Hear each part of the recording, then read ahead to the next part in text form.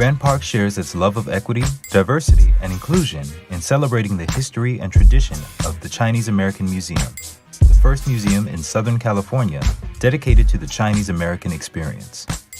My name is Gay Yuan, and I'm the president of the board of the Chinese American Museum. Gay Yuan has been an educator for the last 50 years and focuses on sharing the history of Chinese Americans. You're at the Chinese American Museum in Los Angeles. We're located right across the street from Union Station. And very often people say, well, why is the Chinese American Museum not in Chinatown?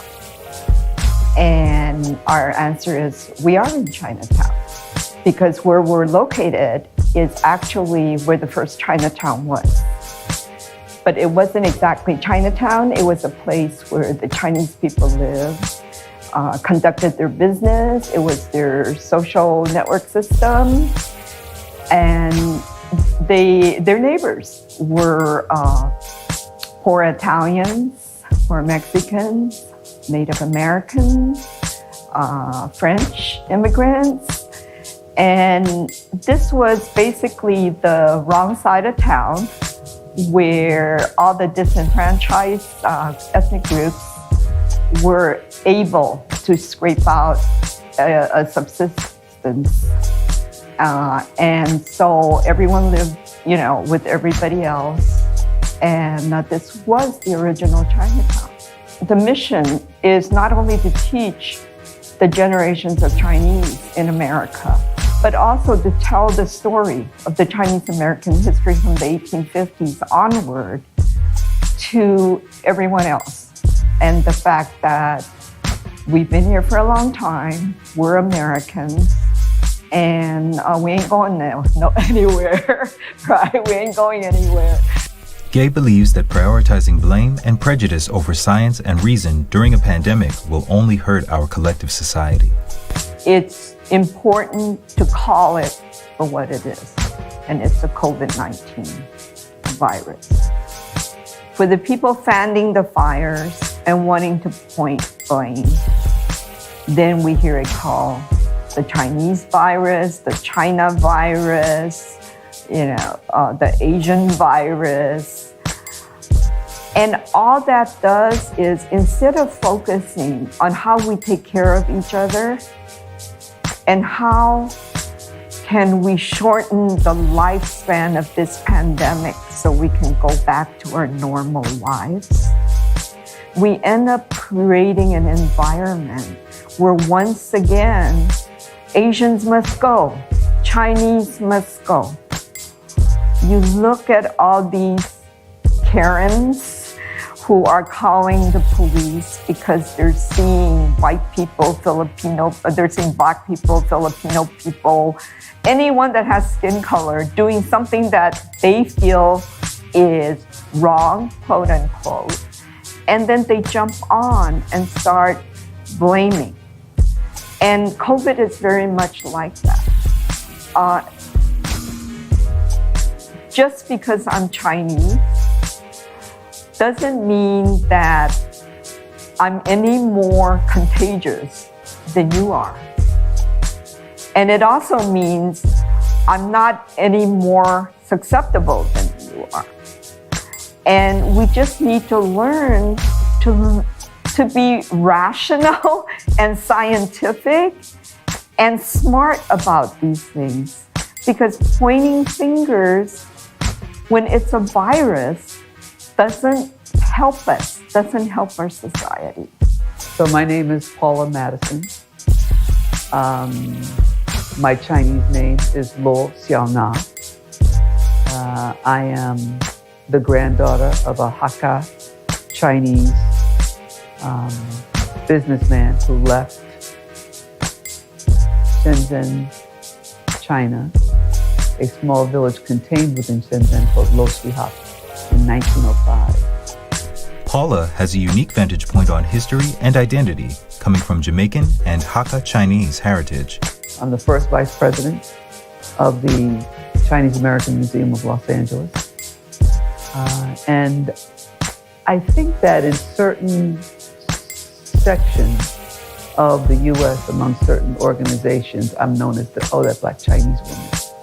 So when you take a look at the numbers were as high as 50,000 protesters in the streets in support of Black Lives Matter.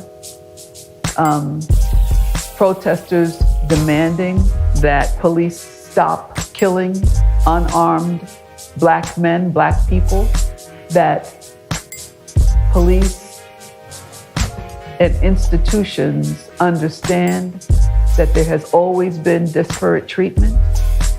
Just as people who hail from Germany or Italy or France, whose families have been here 2 generations, 3 generations, I know Chinese Americans whose families have been here for 4 generations. We're Americans too. So the Constitution, on paper, applies to all of us. But in practice, it doesn't. The hope I have, and I thank God and my ancestors that I am alive today to see the changes that have been insisted upon by this generation. This generation has grown up believing they don't need cars, they don't need houses, they don't need some of the things that were held out to them as symbols of success. What they actually want is freedom. They want parity. They want people to be treated as people. And like I said, this is probably going to be the most important Independence Day of my life so far, because I am very much looking forward to what's coming out of the conversations and the changes in law, statute, and charter that these young people today have engendered.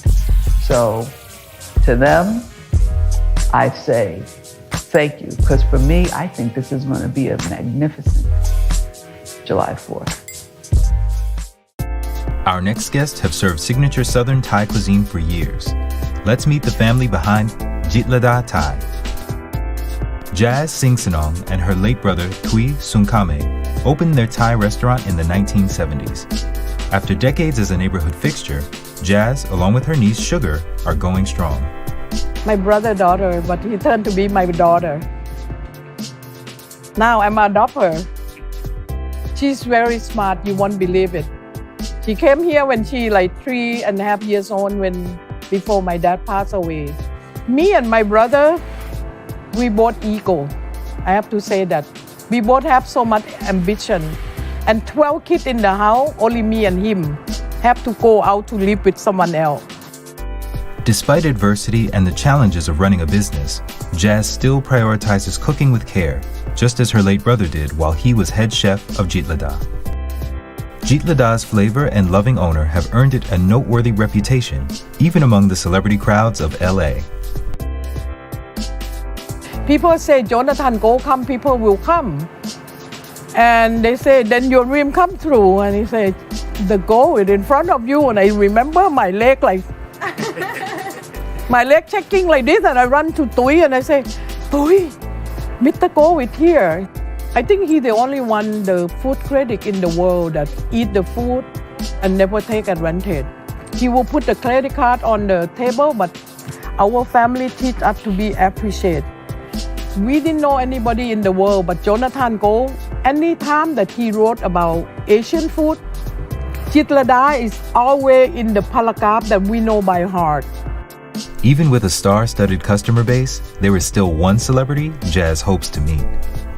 Hi, Oprah. This is Jazz from Jitlada. You are my inspiration since 1979. I watched you give away the car and I never forgot my tear that night. And I wish one day you walk into Jitlada, I will crawl on the floor and I will cook everything for you.